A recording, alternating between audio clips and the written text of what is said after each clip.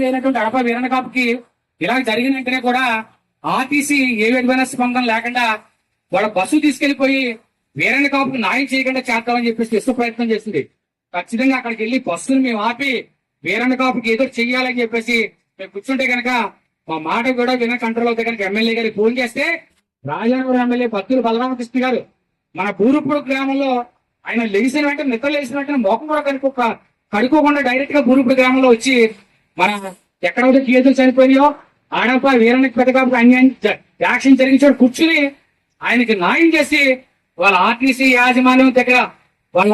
ఎవరైతే ఉందో RTC driver union దగ్గర ₹1,00,000 వాళ్ళ కుటుంబానికి నష్టపరిహారం ఇవ్వాలని చెప్పి చూపించి అలాగే ఎమ్మెల్యే గారు ఆయన సొంత డబ్బులు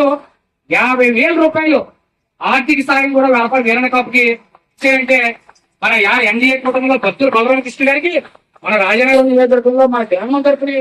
ప్రత్యేక అభినందన తెలుపుకోవాలి. ఎందుకంటే ఒక ఎమ్మెల్యే గారు ఒక మనిషికి గేదెలు జరుగుతాయి వెంటనే వచ్చి దానికి పరిష్కారం చేసేటంటే కనుక